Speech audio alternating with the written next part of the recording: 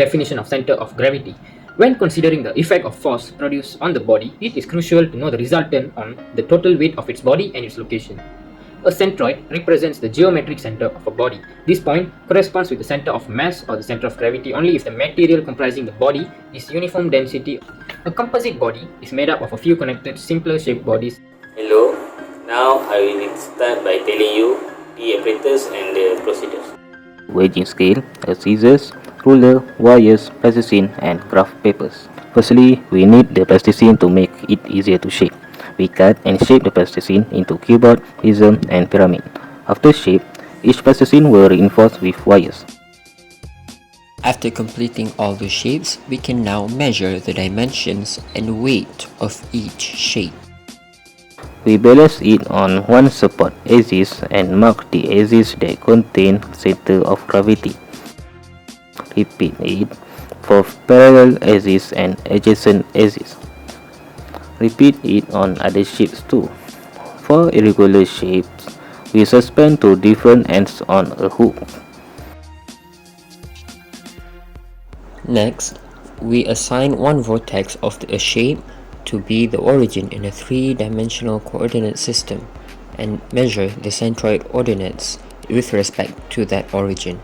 We do this for every shape. And then, we combine the shapes into composite shapes as shown. All the steps are then repeated for the composite shapes. There are three main components in calculation part, which are calculation of regular shape, composite shape, and also irregular shape. In order to calculate the central coordinate of each axis, we need to find the line that is parallel to the axis, which consists of width, length, and height, divided by the centroid location formula of the shape.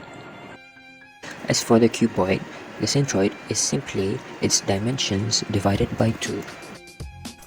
We calculated the center of mass of the composite body using the equation shown. Note that the z-ordinate of the center of mass of the pyramid is offset by the height of the cuboid to account for its change in position with respect to the origin. The same was done for the y-ordinate of the prism.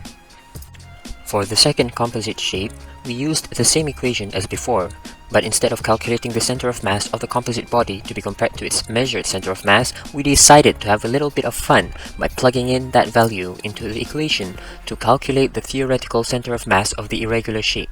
Then, we compared it to the measured centroid of the irregular shape. The purpose of finding the percentage error is to gauge how close a measured value is to a true value. Given the homemade nature of conducting the experiments, these errors are more than acceptable. If you found the video interesting, why not try it out yourself and give a thumbs up.